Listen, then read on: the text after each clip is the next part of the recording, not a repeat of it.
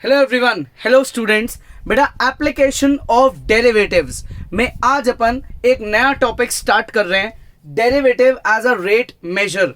अब यार पहली बात, एप्लीकेशन ऑफ डेरिवेटिव, इसका मीनिंग क्या है? डेरिवेटिव्स यानी कि डिफरेंशिएशन आपने पढ़ा है, जैसे कि dy अपॉन dx, है ना। अलग अलग तरीके के आपने डेरिवेटिव्स पढ़े हैं। अब टॉपिक है एप्लीकेशन, यानी कि डेरिवेटिव्स को प्रैक्टिकली कहां कहां यूज किया जा सकता है। तो हम उसकी पहली एप्लीकेशन पढ़ रहे हैं, which is derivative as a rate measure, है ना। It's going to be very interesting. आज का जो वीडियो है उसको हम सिर्फ और सिर्फ इंट्रोडक्शन पॉइंट ऑफ व्यू से ही पढ़ने वाले हैं, जिसमें मैं आपको derivative as a rate measure के बारे में एक बेसिक इंट्रोडक्शन दूंगा। क्या उसका यूज है, कैसे इसमें डेरिवेटिव्स यूज किया जाता है, क्यों यूज किया जाता है, ये सब हम आपको समझाएंगे, ठीक है ना। और बेसिक एक क्विक रिवीजन देंगे डेरिवेटिव्स का भी, ताकि आपको इसमें जब क्वेश्चन सॉल्व करो तो डेरिवेटिव के पुराने कंसेप्ट्स के लिए किसी और वीडियो पे ना जाना पड़े। इसी वीडियो में आपको इंट्रोडक्शन दे देंगे और फिर आगे का क्वेश्चन बेसिस अपन स्टार्ट करेंगे, है ना। स्टार्ट करते हैं। देखो now what is the meaning of rate of measure, यानी कि यहाँ पे डेरिवेटिव क्यों यूज हो रहा है। देखो मान लो y और x दो अलग अलग वैल्यूज है, दो अलग अलग वेरिएबल्स है। y डिफाइन करता है एग्जाम्पल लेंथ, ठीक है, लेंथ ऑफ अ रॉड, और x जो है it is use for time, ठीक है यहां तक। या हम ये भी बोल सकते हैं कि t is use for time, no issues, एक ही बात है। क्लियर ये चीज। मान लेते हैं कि हमारी जो लेंथ हमने मेजर करी एक पर्टिकुलर रॉड की, वो लेंथ थी 5 सेंटीमीटर, ठीक है, और उस समय जो हमारा टाइम है वो है 0 सेकेंड्स। थोड़ी देर बाद हमने दोबारा लेंथ मेजर करी, वो लेंथ मेजर हुई मान लो 15 सेंटीमीटर, और उस समय जो टाइम है वो 0 से हो गया था एग्जाम्पल 5 सेकेंड्स। मान लेते हैं एक रैंडम डिजिट है, तो यार हमारे y में इंक्रीमेंट आया और हमारे टाइम में भी इंक्रीमेंट आया। तो अब हम यहां निकालेंगे delta y। What is the meaning of delta y? It is known as change. Delta word का मतलब होता है चेंज। तो किस में चेंज आ रहा है? y में। कैसे मेजर होगा ये? y2 minus y1, that is 15 minus 5, ये आएगा 10 सेंटीमीटर, ठीक है। ऐसे ही अपन निकालेंगे डेल्टा t, यानी कि टाइम में क्या चेंज आया, which is t2 minus t1, ठीक है, जो हुआ कितना 5 माइनस 0, दैट इज 5 सेकेंड्स, ठीक है। आप लेंथ मेजर कर रहे हो और किसको बेसिस मान के कर रहे हो? टाइम को बेस मान के। तो यार रेट ऑफ चेंज क्या हुई? रेट ऑफ चेंज क्या हुई?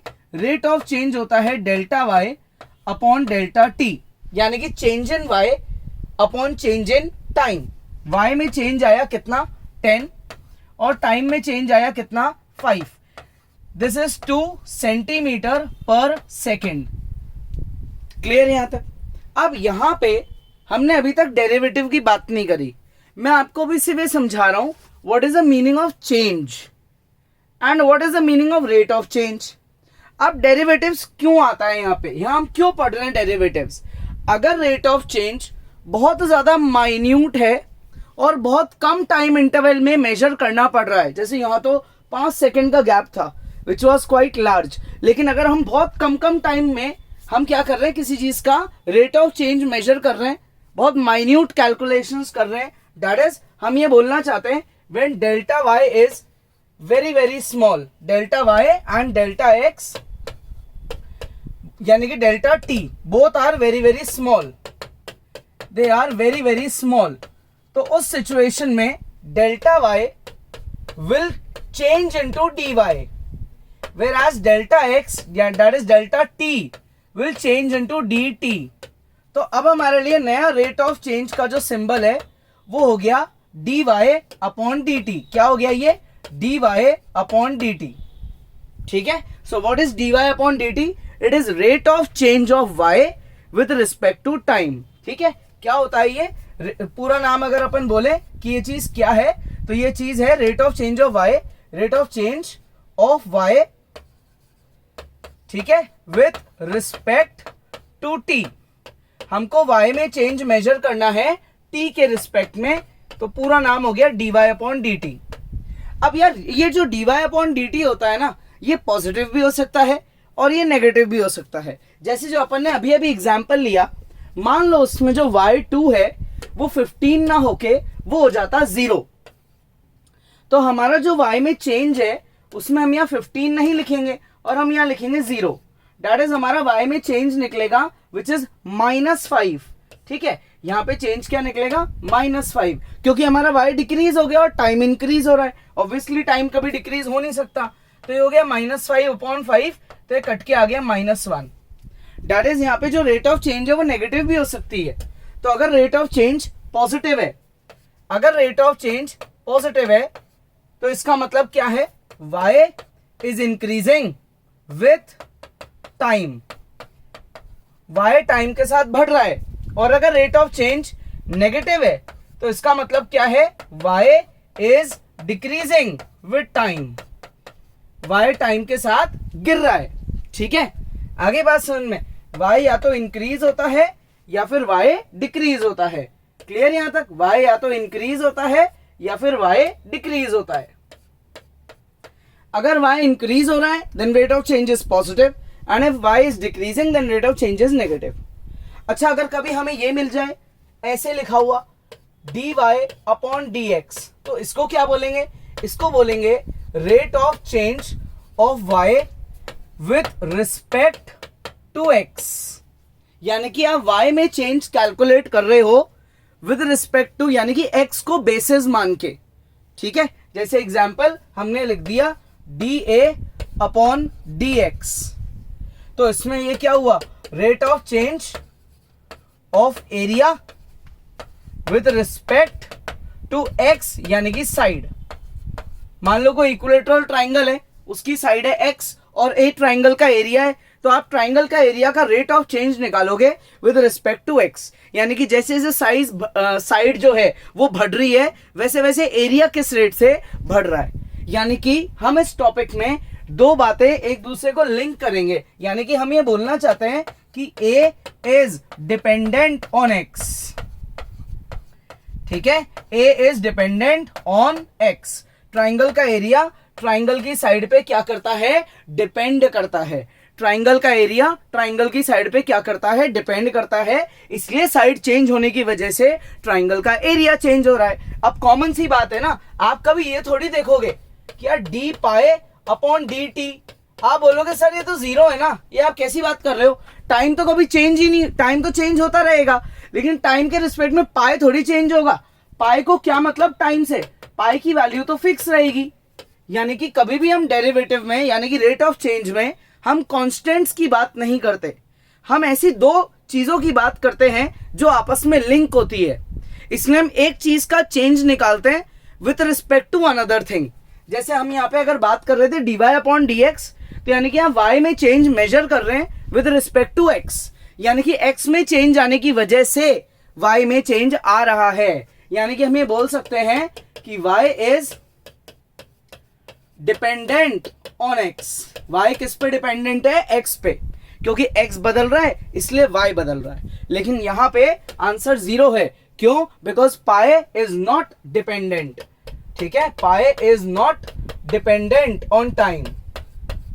क्लियर यहां तक, why it is not dependent, because pi is a constant. तो जब दो बातों में, दो वेरिएबल्स में एक वेरिएबल दूसरे पे डिपेंड करता है या दोनों एक दूसरे से लिंक्ड होते हैं, तभी रेट ऑफ चेंज की बात करी जाती है। कॉमन सी बात है ना, basic logic. So what is rate of change, क्या बात कर रहे हैं अपन यहाँ पे, हम ये बात कर रहे हैं delta Y change in Y upon delta T change in time. जब ये चेंज बहुत ज्यादा माइन्यूट लेवल पे चले जाएगा तो हम डेल्टा वाई की जगह क्या यूज करेंगे, डी वाई, और डेल्टा टी की जगह डी टी। आ गया समझ में, इजी है। तो एक बार आपको क्या करना है, सिर्फ ये बेसिक इंट्रोडक्शन है, साथ साथ में आप कॉपी करते हो, इट्स वेरी गुड, है ना। साथ में अपन कुछ डेरिवेटिव्स के पार्ट का इंट्रोडक्शन का रिवाइज करते हैं।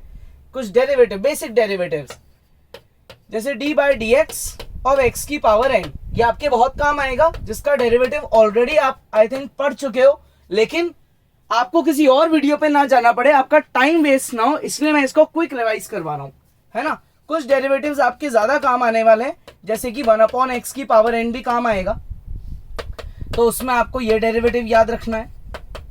जैसे कि आपके डेरिवेटिव में √x भी काम आएगा, तो आपको √x में ये वाला डेरिवेटिव याद रखना है। देखो जितनी बार किसी चीज को लिखोगे ना वो उतनी आपको ढंग से याद हो जाएगी, इसलिए मैं आपको बार बार ये लिख के दिखा रहा हूँ ताकि आपको ड्यूरिंग द वीडियो सब कुछ याद हो जाए। नहीं तो मैं आपको ये भी बोल सकता था कि आप मेरे उस पुराने वीडियो पे चले जाना और वहां पे मिल जाएगी सारी चीजें, लेकिन उससे आपका टाइम वेस्ट होगा और हो सकता है कई लोगों को टाइम भी ना मिले उधर जाने का, वो फिर टॉपिक इनकम्प्लीट सा ही रह जाए, तो अपन वो नहीं चाहते, है ना। आपका टॉपिक फुली स्ट्रांग होना चाहिए, इसलिए अपन क्या कर रहे हैं, अभी एक बार क्विक रिवीजन कर रहे हैं बेसिक डेरिवेटिव्स का। देखोगे तो तुम्हारी पुरानी चीजें अपने आप रिकॉल हो जाएगी, तो उससे क्या होगा, आपको ये सारी चीजें याद आ जाएगी। बेसिक बात है, ठीक है। ऐसे डेरिवेटिव करें किसका, a की पावर x का, तो ये हो जाएगा a की power x into log a, है ना। ये अपने बेसिक डेरिवेटिव्स हैं, मेन इंपॉर्टेंट बातें जो हमें याद रखनी चाहिए। अच्छा, अब कुछ रूल्स भी थे आपके डेरिवेटिव्स में। क्या थे, एक तो प्रोडक्ट रूल, एक quotient rule, chain rule, add subtract का रूल। अगर सब फंक्शंस आपस में ऐड सब्ट्रैक्ट हो रहे हैं तो आप उनका सेपरेट डेरिवेटिव कर दोगे, और डैश का मतलब होता है डेरिवेटिव, ठीक है। अगर दो चीजें आपस में मल्टीप्लाई हो रही है तो आप उनमें प्रोडक्ट रूल लगाओगे। What is the meaning of product rule, कि आप किसी एक चीज को कॉपी कर लो और दूसरे का डेरिवेटिव करो। अगर दो चीजें आपस में डिवाइड हो रही है तो आप क्या करोगे, पहले क्या लिखोगे, डिनोमिनेटर, फिर derivative numerator, minus numerator derivative denominator, whole upon जो डिनोमिनेटर उसका स्क्वायर कर दोगे। और एक होता है the most important chain rule, जो तो क्वेश्चंस के अकॉर्डिंग चलता है, इसका कोई स्पेसिफिक फॉर्मूला नहीं है, ठीक है। तो आज का वीडियो सिर्फ और सिर्फ एक्सप्लेन करने के लिए था कि रेट ऑफ चेंज डेरिवेटिव्स में इसका क्या लिंक है, what is the meaning of rate of change of y with respect to x, इन चीजों को अपन क्यों पढ़ते हैं, इनमें इनका क्या मीनिंग है, और एक बेसिक क्विक रिवीजन था डेरिवेटिव्स का। नेक्स्ट क्लास में अपन इसी derivative as rate of change का क्या करने वाले हैं, क्वेश्चंस की प्रैक्टिस करने वाले हैं। तो आप ये इंट्रोडक्शन का वीडियो ढंग से देख लो, कोई डाउट है दोबारा देखो, है ना। नोट्स बनाओ खुद के, एक फेयर कॉपी ढंग से बनाओ और उसमें ऑर्डर में सारे क्वेश्चंस सॉल्व करो, तो पढ़ने का मजा आ जाएगा, ठीक है। तो नेक्स्ट क्लास में आगे बढ़ते हैं।